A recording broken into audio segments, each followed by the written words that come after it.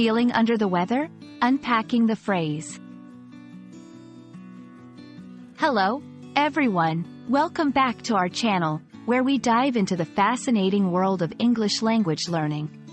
Today, we're exploring a very common expression, under the weather.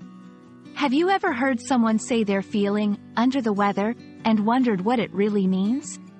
Well, you're in the right place. Let's unpack this phrase together and understand its usage in everyday English.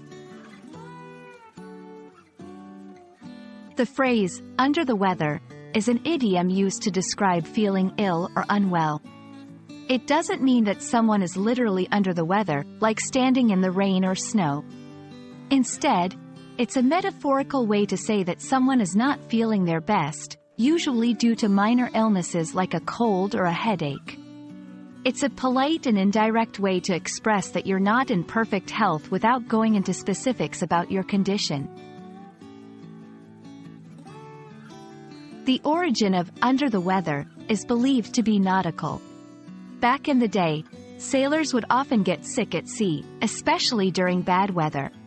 To protect them from the harsh conditions, they were sent below deck, literally under the weather that was battering the ship.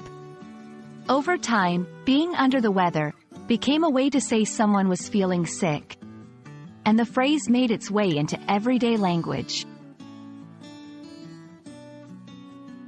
Using under the weather in a sentence is quite simple. It's usually used to explain one's own health or to inquire about someone else's. Here are a few examples. I won't be coming into work today. I'm feeling a bit under the weather. You look a little pale. Are you under the weather?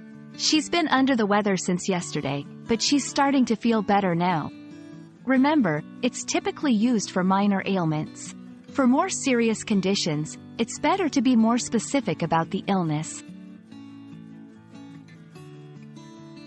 Feeling under the weather is something we all experience from time to time.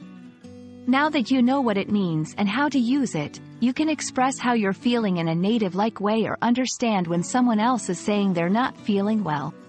We hope this video has brightened your day and expanded your English vocabulary. Keep practicing, and don't let a little bad weather keep you down. See you in the next video.